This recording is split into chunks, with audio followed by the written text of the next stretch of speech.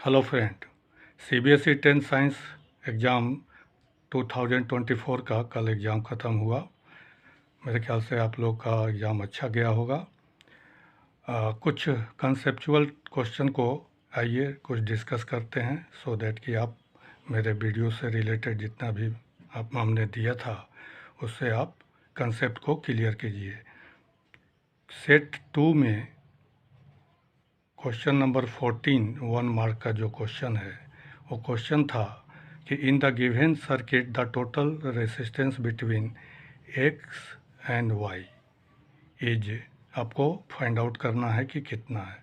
ये आपका circuit diagram दिया हुआ था, सर्किट डायग्राम दिया हुआ था और इस डायग्राम में आपको फाइंड करना था कि टोटल रेसिस्टेंस कितना है। तो इस क्वेश्चन को हो सकता है कि थोड़ा कन्फ्यूजन हुआ होगा, ठीक है, मगर आप देखिए कि क्वेश्चन में क्या था कि एक यहाँ पर आपका जंक्शन है और एक यहाँ पर जंक्शन है और एक्स जो है वो इस तरह से शंट किया हुआ है। तो ये मान के चलिए कि आपका जो एक्स जो था वो आपका यहाँ चला आया और ये बन गया एक्स, ठीक है। और उसी तरह वाई जो है वो यहाँ चला आया और आपका आ गया यहाँ पर वाई, ठीक है।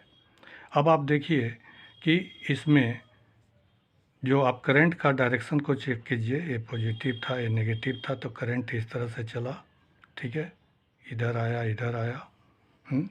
और उसी तरह आपका जो है, तो आइए इसको हम लोग यहाँ से एक डायग्राम से समझ लीजिए कि दरअसल ये जो आपका सर्किट जो दिया हुआ था ऊपर में वो बन गया कुछ इस तरह का, ठीक है, जहाँ पर कि आपका एक्स यहाँ पर आ गया और ये वाई आ गया यहाँ पर। तो इस तरह से आप रीओरिएंट कीजिएगा, रीस्ट्रक्चर कीजिएगा सर्किट को, तो आप फील कीजिएगा कि ये एक्चुअली पैरेलल में आ गया है। और पैरेलल का कैलकुलेशन तो आप जानते हैं, पैरेलल का कैलकुलेशन आप जानते हैं, तो आराम से इसको आप अगर सॉल्व करते हैं तो आप देखिए कि 1/6 + 1/3 + 1/2 हो गया और यहाँ पर आ गया आपका 6, ऊपर में चला गया 1 + 2 + 3, ठीक है। तो 6/6 हो गया, तो और ये आपका जो है 1 आ गया और ये आपका आंसर हो गया, ठीक है फ्रेंड। तो मेरे ख्याल से इस बात को आप समझ गए होंगे कि किस तरह से इस तरह का अगर कोई सर्किट डायग्राम दिया रहेगा तो किस तरह से उसको रीओरिएंट करके हम लोग देख पाएंगे कि वो पैरेलल है, सीरीज में है, क्या है। और इस तरह का कंसेप्ट से रिलेटेड फ्यूचर में भी आपका इस क्वेश्चन को हम इसलिए डिस्कस किए कि इस तरह का क्वेश्चन आपका कॉम्पिटिटिव एग्जाम्स वगैरह में भी आता है, ठीक है। तो कंसेप्ट आपका क्लियर रहेगा तो इस तरह का कोई भी क्वेश्चन आप कभी भी सॉल्व कर पाएंगे, ठीक है। Thank you.